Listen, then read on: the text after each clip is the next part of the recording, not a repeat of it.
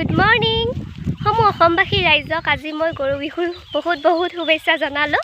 আৰু এতিয়া মই গৰুক গা ধুৱাই কেনে এতিয়া পথাৰত লৈ আহি আছোঁ আৰু আপোনালোকে চাই থাকক মোৰ ভিডিঅ'টো শেষলৈ। আৰু এয়া আমাৰ গৰু পথাৰত পূৰা লৈ আহিছোঁ দিবৰ কাৰণে।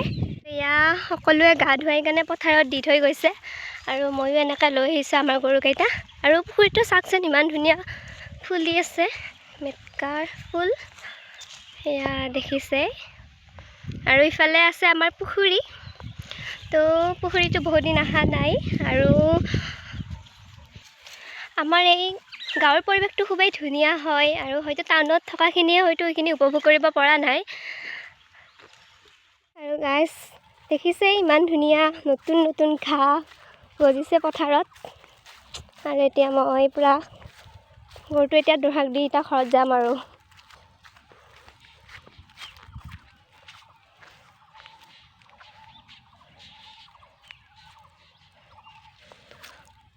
এইখিনিতে মই এতিয়া গৰুটো পুতি দিম।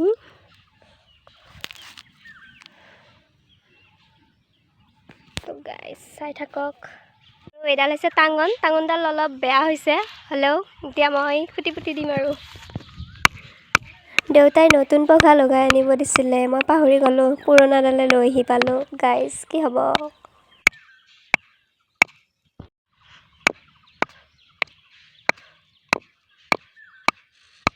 অন্যদিনা মা আহে, মই যিহেতু ঘৰত নাথাকোঁ সেইকাৰণে মই আজি আহিছোঁ।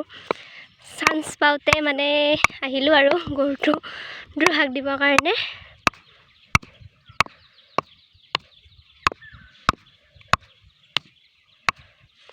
আৰু এয়া টাঙনডাল ওচৰতে থৈ আহিলোঁ। তো গাইজ চাই থাকক।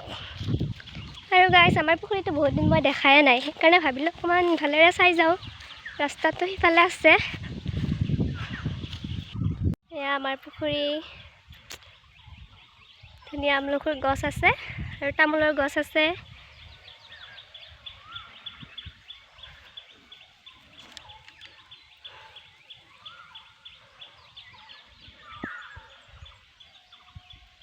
গাইজ